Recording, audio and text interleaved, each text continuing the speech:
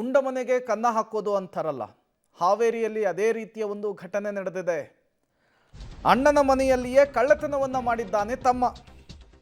15 ಲಕ್ಷ ರೂಪಾಯಿ ಮೌಲ್ಯದ ಚಿನ್ನಾಭರಣವನ್ನು ದೋಚಿದ್ದಾನೆ ಸಹೋದರ. ಹಾವೇರಿ ಜಿಲ್ಲೆಯ ಹಾನಗಲ್ನ ಹಿರೂರು ಗ್ರಾಮದಲ್ಲಿ ನಡೆದಂತಹ ಘಟನೆ ಇದು. ಮಹಮ್ಮದ್ ಅಲಿ ಹಂಚಿನ ಮನಿ ಈಗಾಗಲೇ ಅರೆಸ್ಟ್ ಮಾಡಿದ್ದಾರೆ ಪೊಲೀಸರು ಅನ್ನೋದು ಗೊತ್ತಾಗ್ತಾ ಇದೆ.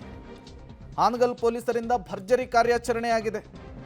ಫೆಬ್ರವರಿ 14ರ ಸಂಜೆ 5 ಗಂಟೆ ವೇಳೆಗೆ ಕಳ್ಳತನ ಆಗಿತ್ತು. ಅಣ್ಣನ ಮನೆಯನ್ನು ದೋಚಿ ತಮ್ಮ ಪರಾರಿಯಾಗಿದ್ದ. ಈಗ ಪೊಲೀಸರ ಅತಿಥಿಯಾಗಿದ್ದಾನೆ. 15 ಲಕ್ಷ ರೂಪಾಯಿ ಮೌಲ್ಯದ ಚಿನ್ನಾಭರಣ ಇತ್ತಂತ ಮನೆಯಲ್ಲಿ. ನೋಡ್ಕೊಂಡಿದ್ದ. ಮನೆಯಲ್ಲಿ ಯಾರು ಇಲ್ಲದೆ ಇರೋ ಸಂದರ್ಭದಲ್ಲಿ ಹೊಂಚಾಕಿ ಎಗರಿಸಿದ್ದ. ಈಗ ಪೊಲೀಸರ ಅತಿಥಿ ಆಗಿದ್ದಾನೆ. ಆತ ಕದ್ದಂತಹ ಚಿನ್ನ, ಹಣವನ್ನು, ಆಭರಣವನ್ನು ರಿಕವರಿ ಮಾಡಿದ್ದಾರೆ ಪೊಲೀಸರು.